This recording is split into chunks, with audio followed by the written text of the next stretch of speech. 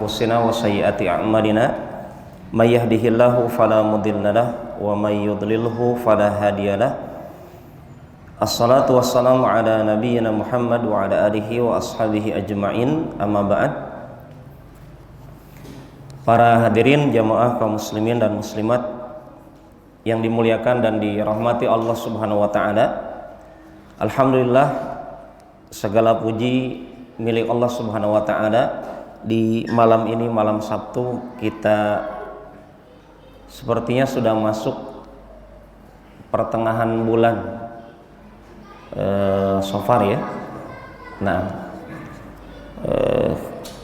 dari penanggalan sepertinya sudah masuk 13, berarti ini juga sarana untuk menjalankan saum Ayyamul Bid pertengahan bulan 13, 14, 15 bagi yang bisa menjalankannya.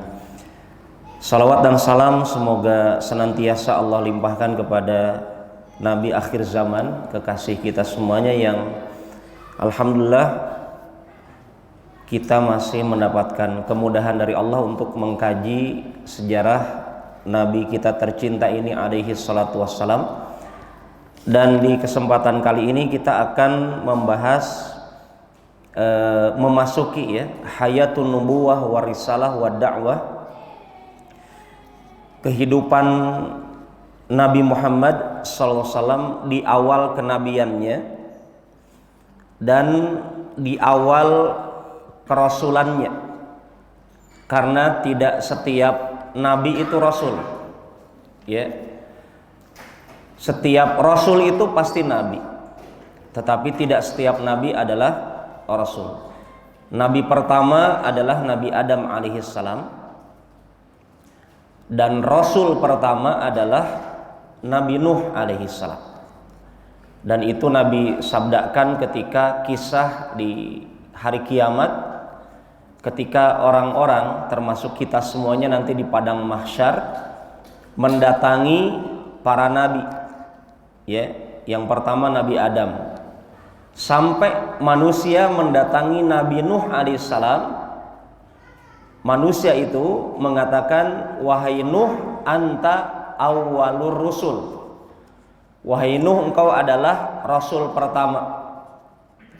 Makanya Nabi dikatakan Nabi karena dia diutus oleh Allah tetapi tidak diperintahkan untuk mengajak orang lain ya. Tetapi Rasul, dia utusan Allah untuk juga ditugaskan untuk mendakwahi orang lain. Makanya ada Nabi sekaligus Rasul ya, ada Nabi sekaligus Rasul. Dan jumlahnya Nabi dan Rasul hanya Allah yang tahu. Akan tetapi yang wajib kita ketahui hanya 25 ya. Sebagaimana jumlah nama-nama Allah bukan hanya 99 ya, akan tetapi yang wajib diketahui hanya 99 nama. Kita masuki pembahasan Nabi Muhammad SAW di awal kenabiannya. Para ulama membagi dua, ada al-ahdul makki dan ada al-ahdul madani. Ada masa Nabi hidup di kota Makkah dan ada masa Nabi hidup di kota Madinah. Dan kita tahu Nabi itu adalah kehidupannya antara kota Makkah dengan Madinah. Di kota Makkah Nabi berdakwah selama 13 tahun, kurang lebih 13 tahun. Itu waktu yang tidak sedikit ya. Anda di Kendari saja belum tentu yang merantau sudah masuk 13 tahun. 13 tahun Nabi mendakwahi orang di kota Makkah. Kemudian di Madinah sekitar 10 tahun. Dan di kota Makkah dibagi menjadi 3 tingkatan ataupun 3 tahapan dalam berdakwah. Ada fasenya. Pertama, berdakwah dengan cara sembunyi-sembunyi ya. Itu Nabi berdakwah selama 3 tahun. Kemudian berdakwah dengan mengumumkan kepada penduduk kota Makkah. Nanti akan kita dapatkan bagaimana detailnya. Itu dari 4 kenabian ya sampai Nabi hijrah. Jadi Nabi baru 4 tahun menjadi Nabi, itu diumumkan Islam itu kemana-mana. Di kota Makkah dulu, belum kemana-mana, tapi diumumkan kepada selain keluarganya, kepada seluruh penduduk kota Makkah. Itu dari 4 kenabian sampai Nabi hijrah ke Madinah.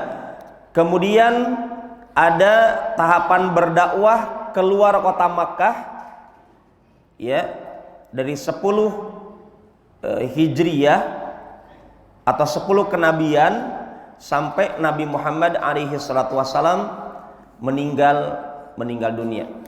Mari kita masuki alur pembahasan sebagaimana yang ditulis oleh penulis atau yang sudah disusun oleh penulis. Fi dilalin nubuwah warisalah, dalam naungan kenabian dan kerasulan. Ini diawali dengan kisah Nabi di Gua Hira. Ya, saya tidak tampilkan di LCD, tetapi saya yakin Bapak-bapak mungkin sudah ada yang pernah lihat bagaimana kondisi Gua Hira.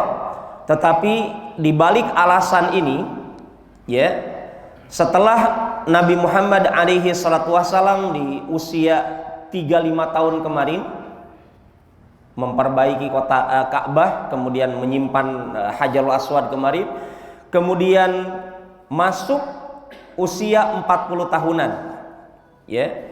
Jadi Nabi sudah masuk usia 40 tahunan. Kata para ulama, ketika Allah mengutus Nabi di usia 40, itu adalah usia kematangan manusia berpikir.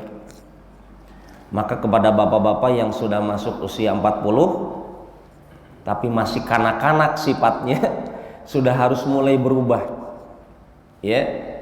Karena angka 40 tahun, usia 40 tahun Allah abadikan dalam Al-Qur'an. Itu masa peringatan, sudah lampu kuning. Ya. Ketika orang sudah masuk 40 tahun, Pak, doanya harus diperbanyak yang dicantumkan dalam Al-Qur'an. Rabbi auzi'ni an ashkura ni'mataka allati an'amta 'alayya wa 'ala walidayya wa an a'mala shalihan tardah wa aslih li fi dzurriyyati inni tubtu ilaik wa inni minal muslimin. Itu usahakan diperbanyak. Rabbi auzi'ni an ashkura ni'mataka allati an'amta 'alayya. Ketika kita sudah merasakan kesempatan hidup di dunia, sudah masuk 40 tahun, doanya adalah, ya Allah, berikan kepadaku kemudahan untuk bersyukur karena sudah hidup 40 tahun. Karena Engkau telah memberikan kenikmatan kepadaku dan kepada kedua orang tuaku. Kemudian berdoa di usia 40 tahun ke atas ini, wa aslih li fi dzurriyyati. Ya Allah, perbaiki kondisi keturunanku. Aku ini sebentar lagi meninggal sepertinya, kurang lebih begitu. Ya, wa aslih li fi dzurriyyati inni tubtu ilaik. Ya Allah, saya tobat nih.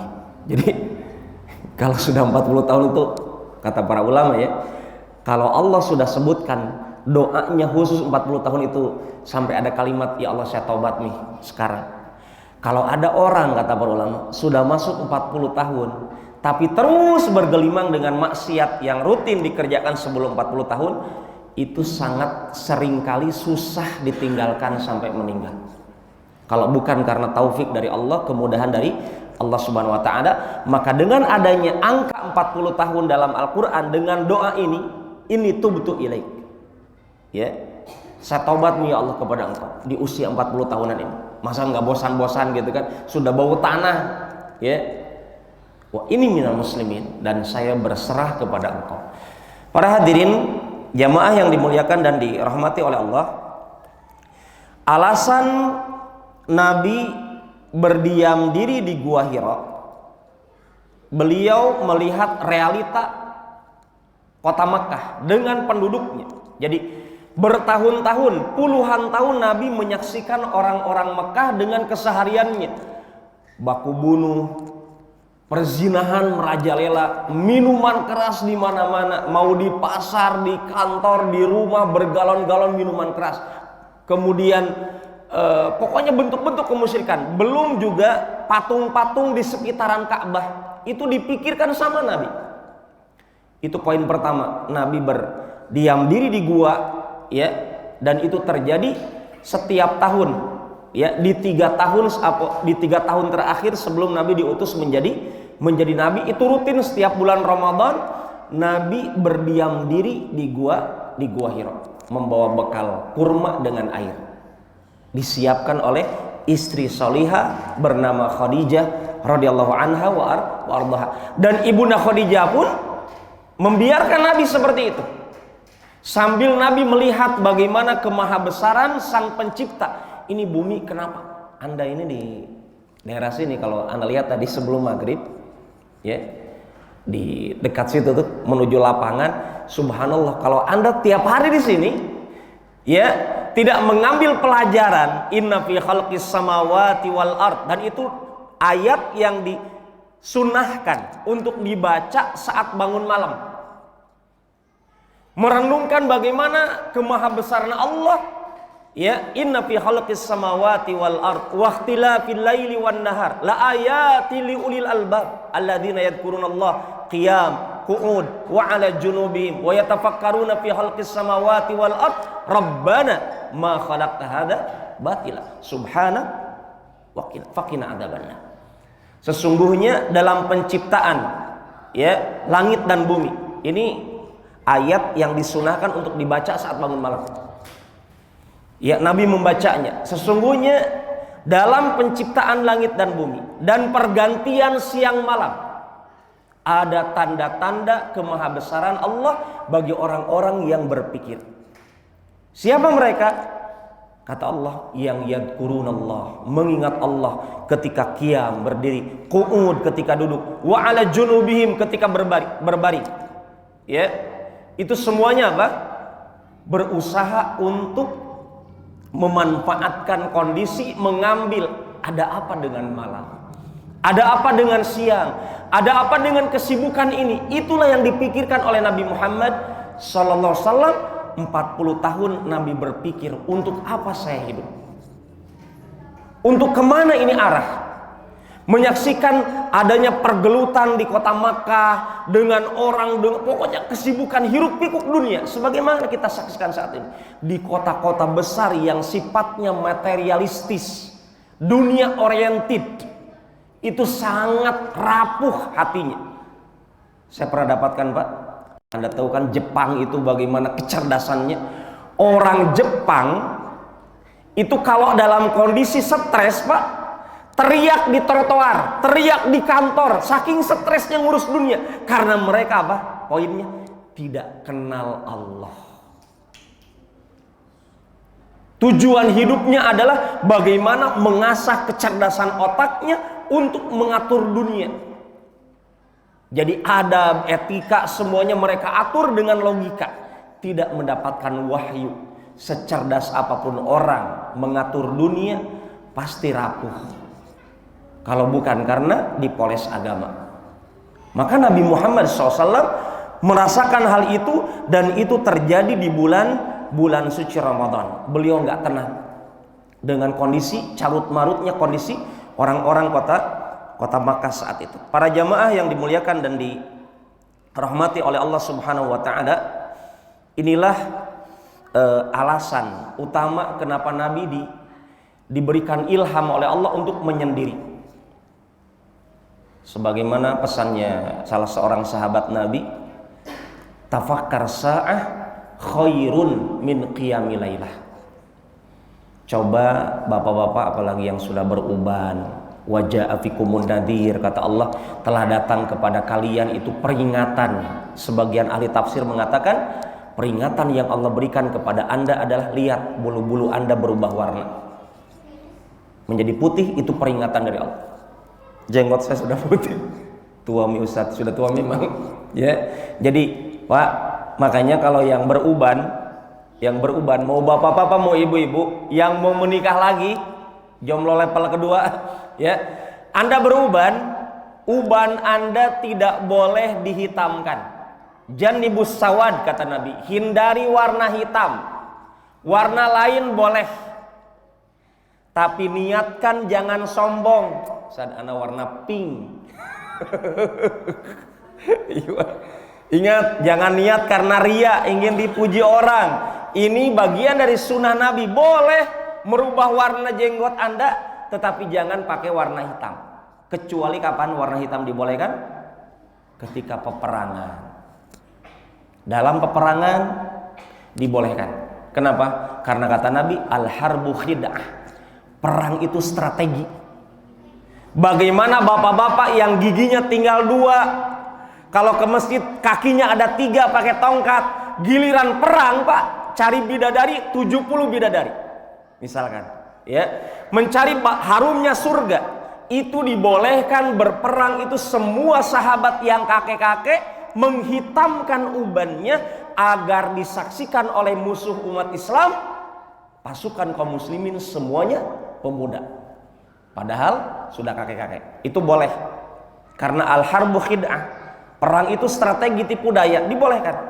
Tapi kalau melamar akhwat, bapak-bapak, Pak ya, jujur saja sudah tua, walaupun ini bapak terpancing ini, walaupun bapak hitamkan di malam pelamaran atau malam pacar lah ala Kendari, tapi besoknya Pak, ketika mandi junub,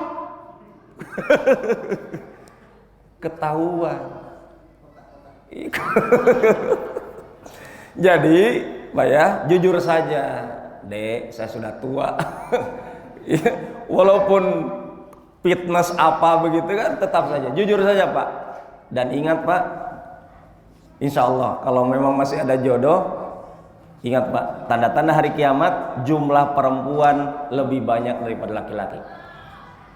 Bahkan kata pengacara Pak di Kendari yang saya kenal, Ustadz, setiap tahun di pengadilan agama ada 200 janda menanti bapak-bapak Masjid Nur Ikhlas. 200 Pak, itu jumlah bukan sedikit loh. Apalagi dengan ekonomi sulit seperti ini, itu membutuhkan apa? Pertolongan. Nah, tetapi pembahasan kita bukan pembahasan bab janda. Poinnya para hadirin, jangan terpecah suasana ya. Baik, kembali kepada pembahasan kita di kesempatan kali ini. Jadi Nabi dibiarkan seperti itu untuk berdiam. Maka kepada bapak, ibu-ibu, tadi saya ingatkan pesan para sahabat, merenung beberapa saat lebih baik daripada sholat malam. Coba. Memang tidak ada niat kita untuk dapat wahyu, karena memang tidak ada lagi wahyu yang akan diturunkan, karena Nabi sudah selesai. Nabi pun terakhir, Nabi Muhammad SAW. Tetapi poinnya adalah agar kita merenungkan, sampai kapan kita begini? Masa tidak ada peningkatan kualitas? Kita sebentar lagi berjumpa Allah para hadirin. Semua kita akan ditanya, dipertanggungjawabkan semuanya. Sampai kaki kita tidak diizinkan melangkah sampai ditanya tentang usianya dikemanakan, masa mudanya dikemanakan, ilmunya dikemanakan, hartanya dari mana, caranya bagaimana, dan dikemanakan setelah Anda punya harta. Untuk harta pertanyaannya 2. Bagaimana carinya? Caranya halal atau tidak? Kalau sudah dapat yang halal, itu ditanya lagi sama Allah, dikemanakan. Karena banyak diantara kita kalau sudah gajian kemana gitu ya. Nah itu kan ditanya tuh.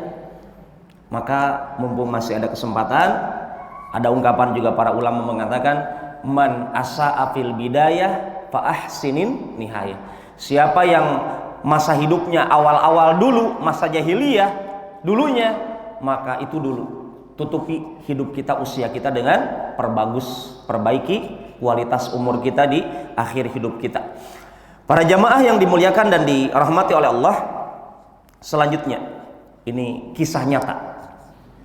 Jadi Nabi Muhammad SAW dalam hadis riwayat Muslim, sampai Nabi mengatakan begini, inni la a'rifu hajaran di Makkah kana yusallim alaihi qabla an ub'ats, inni la a'rifuhul an.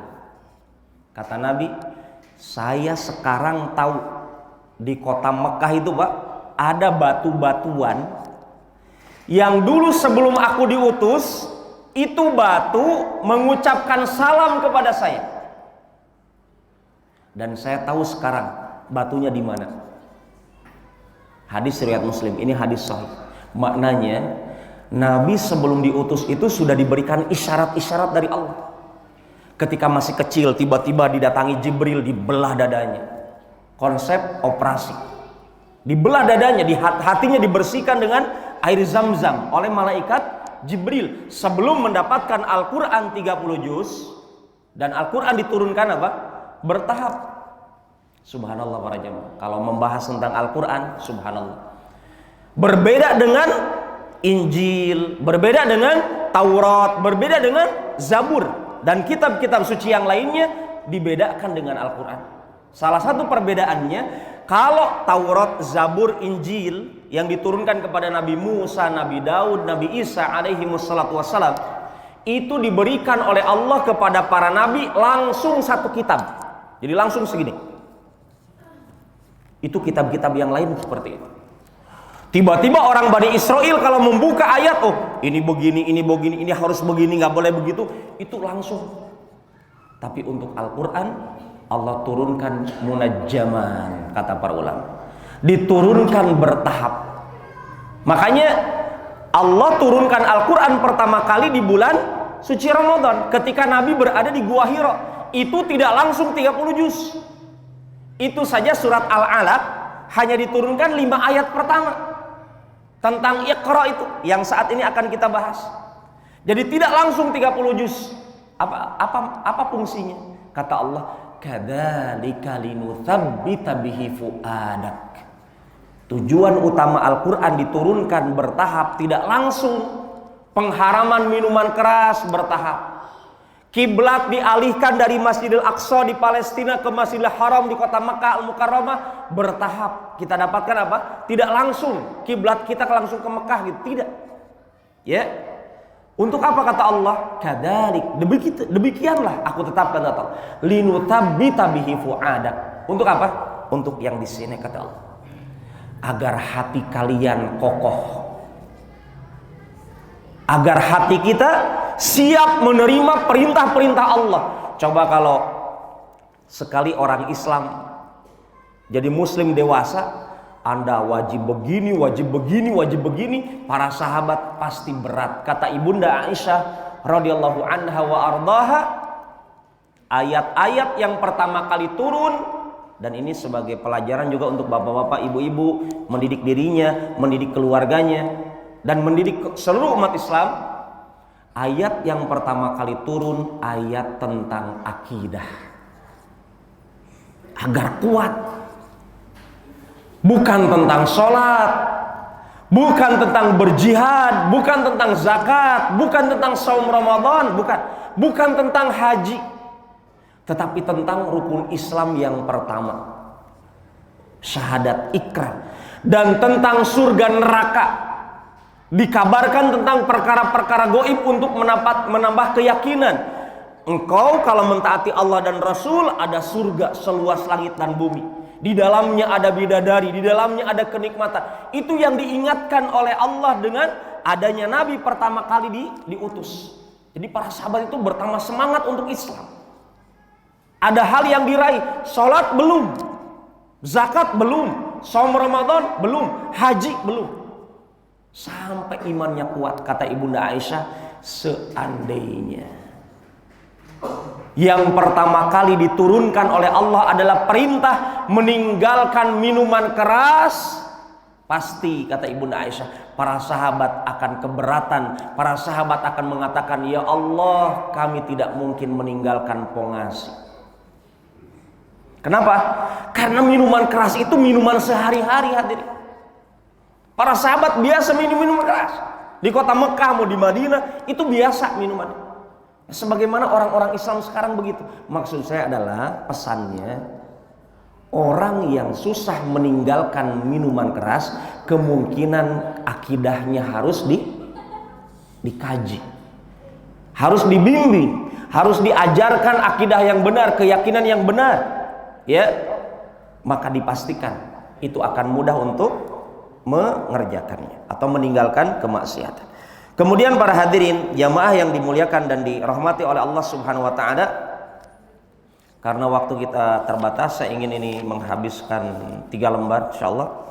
Kita lihat pendapat yang terkuat.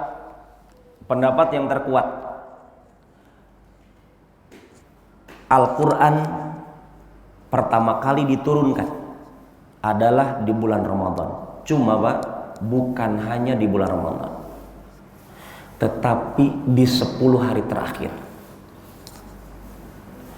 Yang menjadi catatan besar di Indonesia, terlanjur ada istilah nuzulul Quran tanggal 17 Ramadan. Padahal ini pendapat lemah.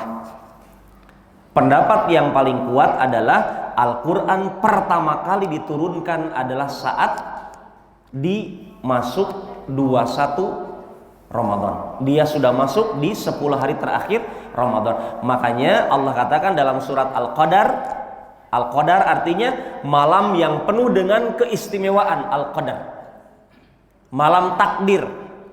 Inna anzalnahu fi lailatul qadar. Sesungguhnya kami, kata Allah, pertama kali menurunkan Al-Quran di Lailatul Qadar. Dan Anda kalau di 10 hari terakhir iktikaf itu kapan? 10 hari kedua kah? Tidak. Tapi 10 hari terakhir. Kenapa? Untuk mengingat bahwasanya Al-Quran pertama kali turun bukan di 10 hari kedua Ramadan, tetapi di 10 hari terakhir Ramadan. Bahkan kata penulis, inilah hikmahnya kenapa Nabi Muhammad sallallahu alaihi wasallam diperintahkan ataupun diturunkan oleh Allah pertama kali Al-Quran turun di 10 hari terakhir. Hikmahnya adalah diantaranya muncullah nanti syariat iktikaf. Ya, syariat iktikaf. Karena ketika iktikaf kita dapatkan Nabi didatangi malaikat Jibril setiap malamnya 1 kali. Kecuali di tahun terakhir Nabi hidup di dunia, malaikat Jibril datang 2 kali setiap malamnya. Kita dapatkan para jamaah yang dimuliakan dan dirahmati oleh Allah Subhanahu wa taala. Selanjutnya penulis mengutip perkataan Ibunda Aisyah radhiyallahu anha wa ardhaha, bagaimanakah tahapan Nabi Muhammad SAW mendapatkan wahyu. Kata Ibunda Aisyah radhiyallahu anha wa ardhaha, yang pertama kali mengawali Nabi dari wahyu Allah adalah berupa mimpi. Bapak-bapak, ibu-ibu, mimpi itu bagian daripada 46 bagian daripada tanda-tanda kenabian. Jadi kalau ada di antara kita mimpinya sesuai dengan kenyataannya, maka itu mengambil bagian daripada tanda kenabian, tapi bukan berarti bapak-bapak jadi nabi. Ya, untuk menunjukkan terkadang ada mimpi yang datangnya dari Allah. Salah satunya mimpi para nabi. Itu nabi-nabi itu kalau mimpi betul-betul dari Allah. Nabi siapa yang mimpi di dalam Al-Quran? Nabi Yusuf. Ya, inni ra'aitu ahada asyara kaukaban wasyamsa wal qamara ra'aituhum li sajidin. Qala ya bunayya la taqsus ru'yaka ala ikhwatika fayakidu laka kaida. Kata Nabi Yusuf, wahai ayahku, tadi malam saya bermimpi melihat 11 bintang, matahari dan bulan semuanya sujud kepada saya.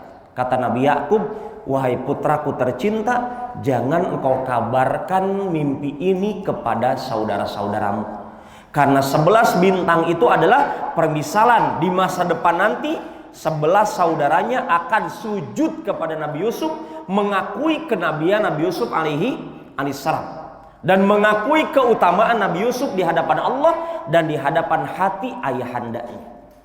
Yang awalnya Nabi Yusuf dilemparkan oleh saudara-saudaranya. Jadi mimpi Nabi itu wahyu. Adapun mimpi kita Pak, kata Nabi, mimpinya manusia dibagi 3. Jadi di antara Bapak kalau ada mimpi jangan langsung ditafsirkan, belum tentu benar. Pertama, mimpi manusia biasa terkadang itu datangnya dari Allah. mimpi-mimpi kebaikan.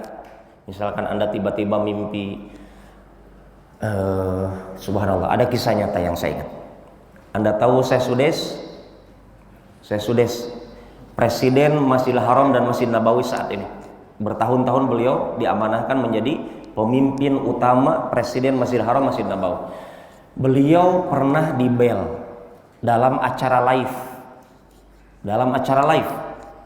Ada ibu-ibu, kalau tidak salah baca, saya waktu itu di Lipia masih kuliah jaga perpustakaan. Ada sekitar 6.000 judul kitab-kitab bahasa Arab. Ada salah satu kisah nyata yang saya baca, salah satunya kisah Syekh Sudes yang dilaipkan di televisi. Ada yang ngebel, saya pernah bermimpi melihat Anda wahai Syekh Sudes depan Ka'bah tanpa pakaian, tawaf. Itu ditafsirkan para ulama sebagai pensucian dosa, ya. Dan kita husnudzon kepada Allah Subhanahu wa taala, berdoa untuk kebaikan para ulama kita. Terkadang ada mimpi dari Allah. Nabi Muhammad SAW pernah bermimpi, dalam mimpinya tiba-tiba ada tirai kain sutra. Siapa yang seperti itu? Ketika disibak itu, ternyata dalam tirai kain sutra itu ada wajahnya Ibunda Aisyah radhiyallahu anha wa ardhaha. Ternyata para jamaah, Anda lihat, Nabi melihat wajah Ibunda Aisyah dalam mimpi. Padahal waktu itu Ibunda Aisyah bukan istrinya. Maknanya apa? Dalam Islam tidak boleh seorang laki-laki bukan mahram melihat wanita lain yang bukan istrinya. Tetapi ketika Nabi bermimpi bertemu wajah Ibunda Aisyah dalam kain sutra tersebut, kata Nabi, ini wahyu dari Allah. Ternyata betul, beliau diperintahkan oleh Allah untuk menikahi Ibunda Aisyah, satu-satunya gadis yang dinikahi Nabi dengan perintah Allah berdasarkan mimpi, dan mimpinya Nabi adalah wahyu. Dan kita sebagai manusia biasa bisa saja kita mendapatkan mimpi dari Allah, ya. Yang kedua, mimpi kita terkadang dari setan. Siapa di antara bapak-bapak, ini kata Nabi, mimpi manusia dibagi 3. Ada dari Allah, ada dari setan. Contoh, siapa di antara Anda mimpi dikejar ular, kemana saja Anda sembunyi, itu ular tahu. Sampai ngos-ngosan, ya, diganggu di sana di sini, pokoknya Anda bersilat, pokoknya berjuang bagaimanapun, Anda dapat terus. Kenapa ini ketahuan terus? Anda digoda dari setan. Yang ketiga, mimpi itu bumbu mimpi, bumbu tidur. Iya, bunga tidur, ya. Bunga tidur. Misal ada bapak-bapak ingin jadi orang kaya, menghayal sebelum tidur. Tiba-tiba dia peluk bantal guling. Dalam tidurnya itu bantal guling jadi emas bombana. Pas bangun, ternyata masih bantal balik. Yang ada ternyata bukan emasnya tapi petanya. Ya, itu mimpi hanya bunga tidur. Ya, apa yang dipikirkan sebelum tidur terbawa dalam tidur. Maka para jamaah, kata Ibunda Aisyah, masih ada waktu, Pak. Ibunda Aisyah mengatakan, jadi yang pertama kali wahyu dari Allah bentuknya mimpi. Jadi Nabi sering mimpi itu, Pak. Sebelum Nabi diutus, itu Nabi sering mimpi. Dan mimpinya, kata Ibunda Aisyah, itu Nabi kalau mimpi, diceritakan kepada Ibunda Aisyah, pasti terjadi seperti terbitnya matahari di pagi hari. Kira-kira, Pak, matahari terbit nggak di pagi hari tiap hari? Pasti terbit. Itulah mimpi Nabi. Apapun yang dimimpikan tadi malam, pasti ada. Mimpi lagi besoknya, ada lagi. Itulah yang terjadi, kata Ibunda Aisyah.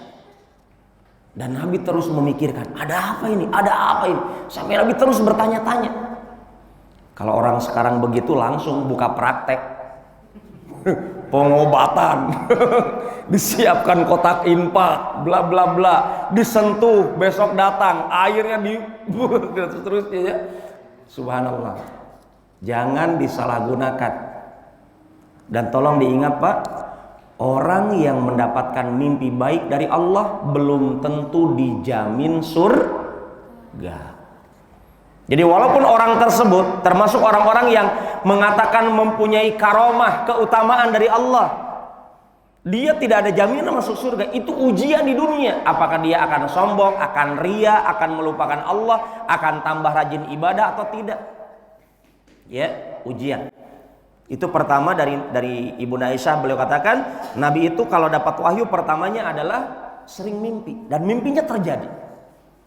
Terus dikerjakan, dirasakan. Kemudian tiba-tiba Nabi, kata Ibunda Aisyah, sebelum diutus oleh Allah, ditanamkan dalam hatinya senang menyendiri. Tapi jangan dikiaskan ya, jangan dianalogikan sama bapak-bapak di rumah. Ini kenapa ada jamaah tiba-tiba sering menyendiri itu? Ya, tidak Pak. Sebentar lagi jadi nabi. Oh, jangan ya. Beda ini. Nabi sudah selesai kisahnya. Ya, tidak ada lagi nabi, apalagi nabi kendari, nggak ada nabi tolaki, nabi muna, nabi buton. Ya, jadi nabi tiba-tiba ditanamkan oleh Allah senang menyendiri. Itu yang tadi di Gua Hiro. Ya. Kemudian kata Ibunda Aisyah, Nabi dalam kesendiriannya di Gua Hiro berusaha beribadah, meninggalkan hiruk pikuk dunia, memikirkan alam raya dengan kondisi manusia saat itu. Kemudian Nabi berbekal pulang pergi kepada Ibunda Aisyah, Ibunda Khadijah ketika itu. Ini diceritakan Ibunda Aisyah. Ya, pulang pergi ke Gua Hiro sampai datanglah kebenaran di Gua Hiro di malam Ramadan. Itulah Ramadan diangkat oleh Allah karena di dalamnya ada Al-Quran pertama kali diturunkan. Datanglah satu malaikat. Bayangkan Pak, seumur hidup Nabi tidak pernah berjumpa malaikat. Tiba-tiba datang malaikat Jibril di hadapan Nabi saat Nabi sendirian. Coba kalau bapak-bapak sementara sendirian, tiba-tiba didatangi, gimana kagetnya? Nabi begitu, perasaannya. Nabi manusia seperti kita, ada perasaan kaget, ya. Maka ketika malaikat Jibril datang, apa yang pertama kali malaikat katakan? Iqra, baca, kata Jibril.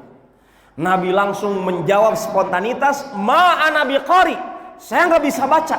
Dan memang orang Quraisy pada umumnya, hampir semuanya qaumun ummiyun, tidak bisa membaca, tidak bisa menulis. Orang Quraisy begitu. Kelebihannya di mana? Di telinga. Jadi kalau mereka ngobrol, ya teringat itu, obrolan itu diingat. Sampai orang Quraisy itu terkenal menguasai nasabnya orang. Jadi misalkan bapak-bapak ke kota Mekah, saya mau cari Abdullah. Oh, Abdullah siapa? Abdullah ibn ini, putra ibn siapa lagi? Abdullah ibn Ahmad ibn. Itu nyambung, itu dihafal orang Arab. Keutamaan orang Arab. Tetapi dia tidak bisa membaca, tidak bisa menulis. Dan ini juga rahasianya. Kalau Nabi bisa membaca menulis, maka musuh umat Islam akan mudah mengatakan itu Al-Quran bukan dari Allah, tapi hasil karya, tesisnya, skripsinya Nabi Muhammad SAW. Inilah hikmahnya kenapa Al-Quran diturunkan oleh Allah kepada kaum manusia Nabi Muhammad SAW yang tidak bisa baca tulis, agar orang mengakui itu bukan tulisan Nabi. Karena Nabi nggak bisa baca, nggak bisa nulis. Dan itu yang diucapkan Nabi kepada Jibril, ma'ana biqari, saya tidak bisa baca. Akhirnya Jibril, kata Nabi, langsung memeluk Nabi. Memeluk Nabi sampai Nabi sesak. Kemudian dilepaskan lagi. Bayangkan, lagi cemas begitu, diminta lagi sama Jibril, iqra, baca. Kata Jibril. Kemudian Nabi mengulang lagi, ma'ana biqari, saya nggak bisa baca. Dipeluk lagi, didekap lagi oleh Jibril sampai dilepas lagi. Kemudian bayangkan Pak, sampai 3 kali. Bacalah. Nabi menjauh sama saja, tidak bisa baca. Sampai Jibril mengatakan, Iqra bismi rabbikal ladzi khalaq. Khalaqal insana min 'alaq. Iqra wa rabbukal akram. Ada peringatan. Ya. Pertama ayat ini turun adalah firman Allah, Iqra, bacalah, bismi rabbikal ladzi khalaq, dengan nama penciptamu, dengan nama rajamu, dengan nama penguasa dirimu yang menciptakan kehidupan kematian. Bacalah dengan menyebut namanya yang telah menciptakan. Bayangkan Pak, dalam susunan bahasa, Namanya membaca itu butuh objek. Tapi dalam ayat ini Allah tidak memberikan objek. Apa yang dibaca oleh Nabi? Apa saja. Baca diri kalian. Makanya nanti dalam Al-Quran, wa fi anfusikum afala tubsirun. Dalam diri kalian, kenapa kalian tidak melihat, tidak membaca indahnya tangan kalian? Siapa yang menciptakan? Nggak mungkin. Kakek pertama, nenek moyang kedua, sepupu 3 kali. Nggak ada. Semua kita mengakui, subhanallah, indahnya suara kita, kekuatan fisik kita. Siapa yang mengatur ini? Baca. Jadi baca di sini objeknya tidak ada. Tapi pesan Allah kepada Nabi dan kepada kita semuanya, kalau membaca, bawalah nama Allah. Baca diri kalian, baca keluarga kalian, baca kondisi kalian, baca negara kalian, sambil membawa-bawa nama Allah. Iqra bismi rabbikal ladzi khalaq, khalaqal insana min 'alaq, yang telah menciptakan manusia dari sekerat daging, ya, yang menggantung, segumpal darah yang menggantung. Iqra wa rabbukal akram, bacalah dan dengan nama Rabbmu yang maha dermawan. Para jamaah, 3 ayat pertama ini didengar Nabi dari Jibril langsung. Ya, Nabi langsung pulang kepada Ibunda Khadijah radhiyallahu anha wa Ibunda Khadijah binti Khuwailid radhiyallahu anha wa sampai Nabi ketakutan. Bayangkan Pak, bagi yang pernah naik gunung Gua Hira, itu tinggi sekali tuh. Tiba-tiba Nabi berlari sekencang-kencangnya menjumpai Ibunda Khadijah, kemudian mengatakan zammiluni, zammiluni, selimuti saya, selimuti saya. Ibunda Khadijah nggak biasanya kaget. Ada apa ini? Aku tadi melihat begini, kata Nabi. Disebutkan, diceritakan sosoknya Jibril alaihissalam yang masya Allah sangat besar, menampakkan dirinya di hadapan Nabi, mendekat Nabi, kemudian Nabi ketakutan. Subhanallah, disinilah pesan selanjutnya apa? Kalau cari istri yang solehah, di antara ciri istri solehah apa? Kalau suaminya lagi stres, bukan ikut stres. Ini rahasianya, ya, dari Ibunda Khadijah. Ketika Nabi sedang ketakutan, Ibunda Khadijah bukan apa ini? Jadi sama takut, tidak. Ibunda Khadijah mengajarkan kita untuk tenang. Ini suami saya lagi gelisah nih, saya harus tenang ini, saya harus stabilkan hati saya, mental saya. Ibunda Khadijah langsung menghibur Nabi, kalla, jangan takut. Sekali-kali tidak, kata Ibunda Is. Wallah, demi Allah, ma yukhzikallahu abada. Kata Ibunda Khadijah dengan mantapnya mengatakan kepada suami tercintanya Nabi kita Muhammad SAW, Allah mustahil menghinakan engkau wahai Muhammad. Berarti Ibunda Khadijah kenal Allah. Sebelum diutus Nabi, orang Quraisy sudah kenal Allah. Demi Allah, Allah tidak mungkin menghinakan engkau. Kemudian Ibunda Khadijah menghibur Nabi, innaka latasilur rahim. Engkau biasa pandai menyambung tali silaturahim. Gak mungkin orang yang baik dihinakan oleh Allah, kata Ibunda Khadijah. Wa tahmilul kal, engkau membantu orang lain. Wa taksibul ma'dum, membantu orang yang kesusahan. Wa tuqrid dhaif, engkau memuliakan tamu. Tu'inu ala nawaibil haq, engkau membela kebenaran. Enggak mungkin dihinakan, diremehkan oleh Allah Subhanahu wa taala. Akhirnya para jamaah, seketika Ibunda Khadijah punya inisiatif untuk membawa Nabi kepada anak pamannya Ibunda Khadijah. Siapa? Waraqah bin Naufal.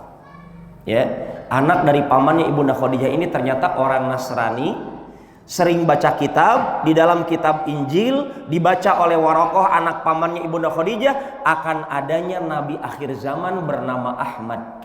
Itu dicantumkan dalam Taurat dan Injil yang dibaca oleh Waraqah ini.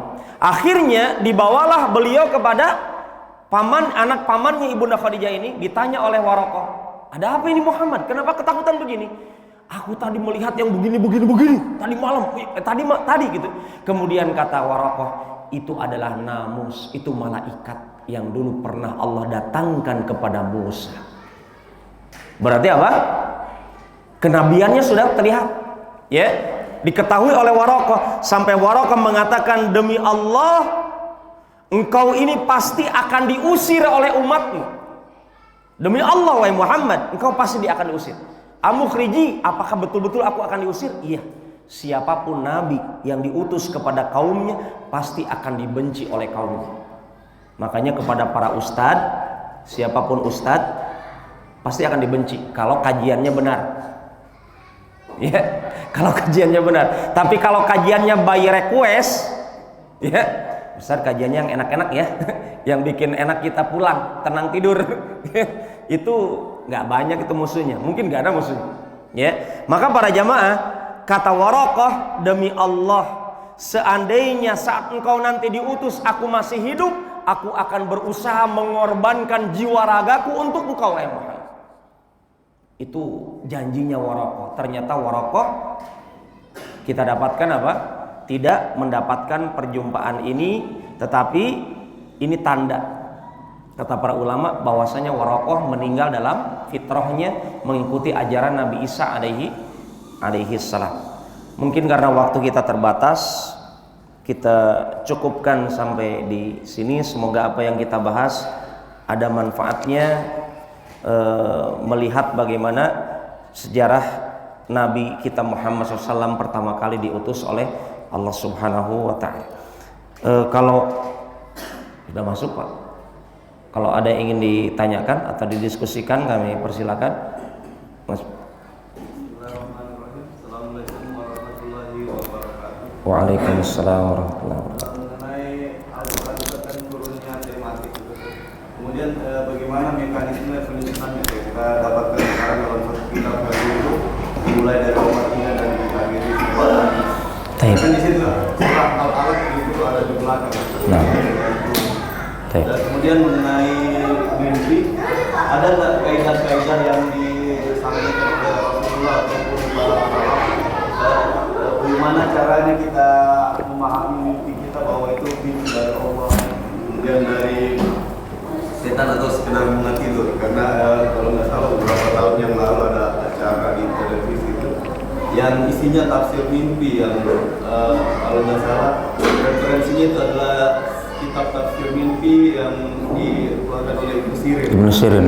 Bagaimana dengan kitab itu setelah bagian untuk Bismillahirrahmanirrahim. Wassalatu wassalamu ala Rasulillah wa ala alihi wa ashabihi wa mawalah amma ba'd. Nah, berkaitan dengan Al-Qur'an, memang yang pertama kali diturunkan surat Al-Alaq. Tapi yang disusun oleh Nabi yang pertama kali adalah Al-Fatihah sampai diakhiri ke An-Nas. Dan dalam sejarah para sahabat di zaman Nabi saat pertama kali Al-Qur'an diturunkan itu dilarang untuk menulis hadis. Ya. Dilarang untuk menulis hadis agar tidak tercampur antara perkataan Nabi dengan perkataan Allah, karena Al-Qur'an dilantunkan oleh siapa? Oleh Nabi. Hadis juga oleh Nabi. Maka di zaman Nabi diutus itu hadis tidak boleh ditulis.